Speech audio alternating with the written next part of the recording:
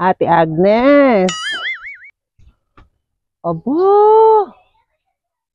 Ay, nag-birthday yan nga pala dito kina Ate Agnes. At dito sa kanilang kubo ay merong happy 49th birthday, kumarites. At nag-birthday yan pala dito. Ay, nako. Ang kubo pa. Hoy! Ate Agnes, ako'y bayad sa inyong kubo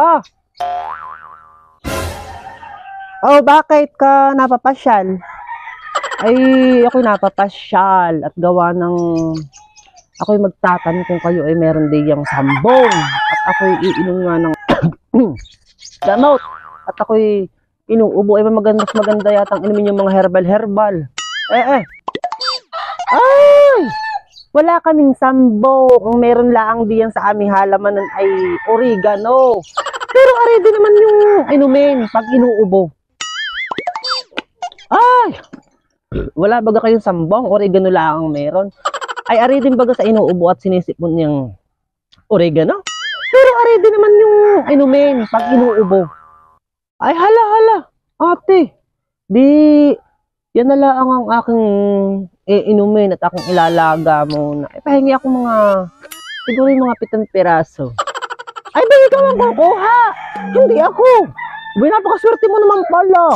Ay, di ikaw lang pamitas na sa may gilid Ay, naman ka naman. Darna!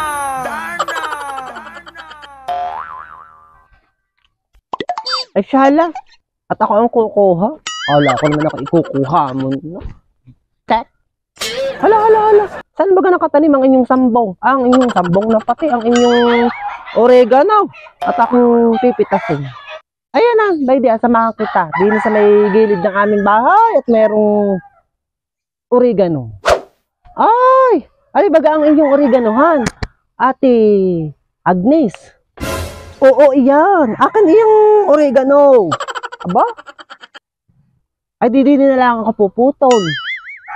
Ay, ba't naandini sa tapat ng bahay ni Kumarites? Baka naman arihindiin nyo. At tayo pumitas na ng pumitas tayo mga pagalitan. Ay, kaya iyan sa tapat ng bahay naman ni Kumarites.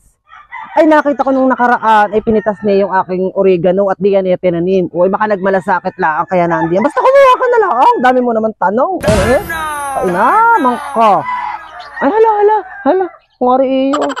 Akong pipitas na din ng mga 2 o 5 mga dahon at maigaring inumin sa isang baso.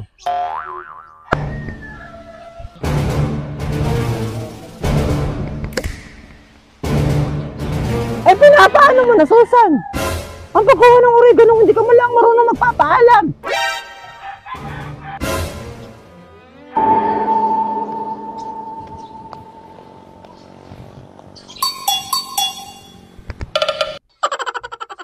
Ay, Kumarites. Baga itong oregano. Ay, sabi man din ng Ate Agnes, kanya daw.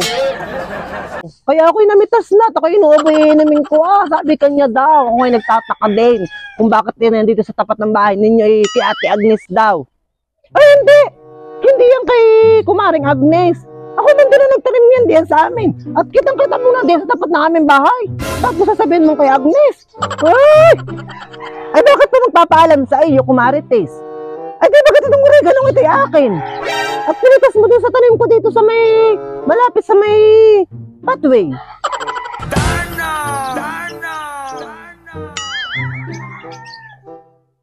Oo nga.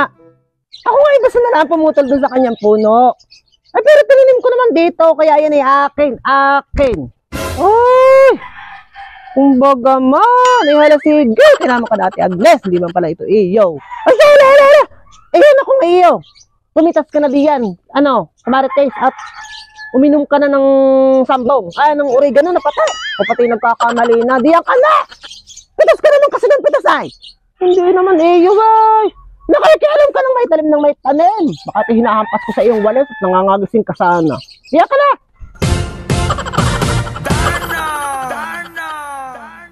Ay, meron yung baga. Ay, Kumarites. Ito naman pala ay pumitas ng dahon ng puno. Di yung kina Ate Agnes. Kaya syempre ito pala ay kanila at ikaw lang ang nagtanim. Ito pala ay pasibol mo lang. Ay, ilang piraso lang naman ang kukunin ko. Huwag na kayo magbabag. Pa! Iinom lang ako ng oregano. Ay, dami na ninyong sinabi.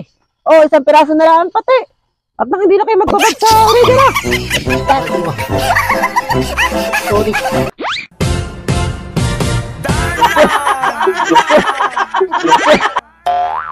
Shout out kay Kumarites Yoli Alcansado. And shout out din kay Kumarites Jobilin Aranilla. And shout out din kay Kumarites Rona Banagan!